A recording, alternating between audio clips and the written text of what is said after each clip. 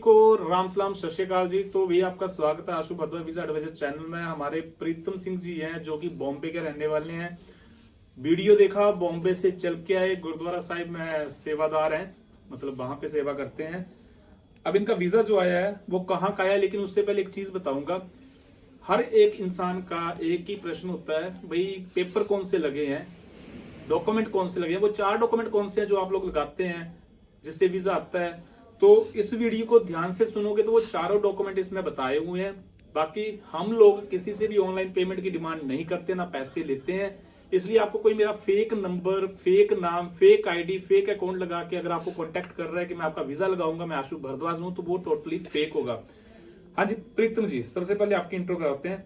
आप कहाँ से आए हो? सर बॉम्बे से आया हूँ। बॉम्बे से आए हो। बेसिकली रहने वाले कहाँ के हो? सर मैं हरिद्वार डिस्ट्रिक्ट से। अच्छा, उत्तरांचल के रहने वाले हो। ओके, तो आपने जो वीजा डाला इससे पहले आपने कहीं ट्रैवल किया है? सर कहीं पे भी ट्रेवल नहीं किया, पहली बार वीजा लगा। बिल्कुल फ्रेश पासपोर्ट है। फ्रेश। पहला प्रश्न आपका यहाँ क्लियर हो जाता है, भाई फ्रेश पासपोर्ट पे वीजा आता है। ये मत कभी सोचना कि फ्रेश पासपोर्ट पे वीजा नहीं आएगा। ट्रैवल हिस्ट्री जरूरी है इसके लिए, नहीं कोई मैंडेटरी नहीं है। ओके, आपकी जो मंथली सैलरी वो कितनी है? 42,000 में अकाउंट में डलवा रहा डलवा रहा हूँ। वैसे सैलरी कितनी है एक्चुअल में? सर वैसे मेरी 15,000 है। 15,000 जी है। सर। मतलब ये फंडा भी मेरा हमेशा काम आता है कि सैलरी डलवानी है और उसके अकॉर्डिंग ITR मैच करने हैं। उसके अकॉर्डिंग आपने जो परसेंटेज होती है, परसेंटेज के हिसाब से अपनी सैलरी खर्च करनी है। और जो बैंक स्टेटमेंट है वो बनानी होती है 3 महीनों की। एनीवे, इनका जो वीजा लगा है वो लगा है जर्मनी का मल्टीपल वीजा है ये। हाँ जी, मल्टीपल वीजा है। अब डॉक्यूमेंट की बात करते हैं। सर आपके जो पेपर लगे हैं, 4 डॉक्यूमेंट लगे हैं। 4 डॉक्यूमेंट सर। इसके अलावा जो प्रॉपर्टी वैल्यूएशन लगी है, सर मैं और कुछ भी पेपर नहीं दिया। CA रिपोर्ट, कुछ भी नहीं दिया सर। कोई गोल्ड वैल्यूएशन, कुछ भी सर नहीं दिया किसी को। कुछ नहीं दी है। कुछ नहीं दिया सर। आपके जो पेपर लगे वो कौन कौन से लगे हैं? सर बैंक स्टेटमेंट होगी मेरी। ओके, एक एफडी का जो मेरे बैंक बैलेंस शीट थी वो लगा सर। फिक्स डिपॉजिट का? हाँ जी सर। Balance certificate? बिल्कुल बिल्कुल ठीक सर। है। और सर बस पासपोर्ट था।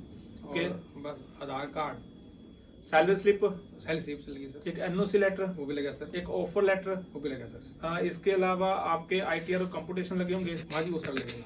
वो लगे हैं। बिल्कुल जी। बैंक स्टेटमेंट लगी है। बिल्कुल जी बिल्कुल। इसके अलावा कोई गोल्ड की वैल्यूएशन नहीं सर, लगाई और हो? कुछ पेपर कोई नहीं। LIC लगाया हो? कोई पेपर नहीं लगा सर मैं। अच्छा, एक चीज और बता देता हूँ कि जो जर्मन का वीजा होता है ना, इसमें 95% इंटरव्यू आता है। और आपको आया था? सर जिससे मैं ये सैलरी डलवा रहे हो? हाँ, उसके बाद सर ये ईमेल आया था, उनको ओके। फोन भी आया था सर। ओके उसने उसका जवाब दिया। ओके, तो जैसे जवाब दिया अगले दिन मेरा वीजा आ गया सर। क्या बात है भाई। ये चीज है, जर्मन जो है मैक्सिमम इंटरव्यू लेता है।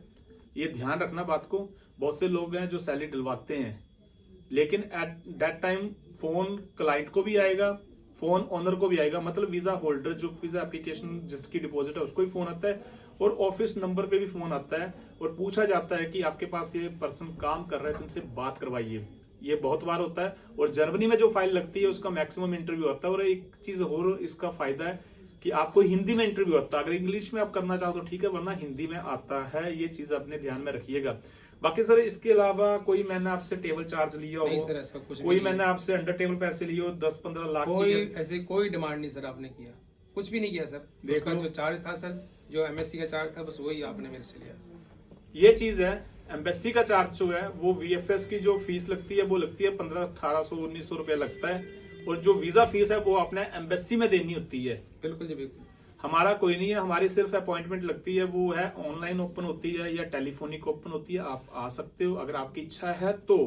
बल्कि मैं महीने में सिर्फ 2-3 या 4 दिन ही अपॉइंटमेंट ओपन करता हूँ, इसके अलावा मेरी अपॉइंटमेंट ओपन होती नहीं है। एनीवे प्रीतम जी, आपका एक फीडबैक क्या रहेगा अब?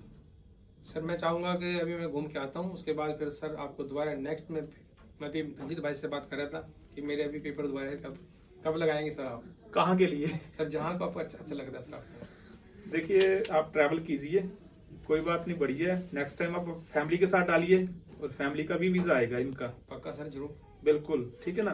बाकी अपनी सैलरी जो है वैसे कंटिन्यू रखिए। और एक बात प्लीज, आप फोन कॉल करते हो, मैसेज करते हो, मुझे जो लगता है, मेरी सोच ये है कि आपको चाहे आपके पास पेपर है या नहीं है, आपको एक बार टेबल पे मिलना पड़ेगा। जो मिलकर डिस्कस होती है वो शायद फोन पे नहीं हम लोग बात कर सकते हैं। जो पेपर देख के हम लोग एक्सप्लेन कर सकते हैं, कमियां बता सकते हैं, खामियां बता सकते हैं, उनको इंप्रूव करने का तरीका बता सकते हैं, वो सिर्फ टेबल टॉक हो सकती है।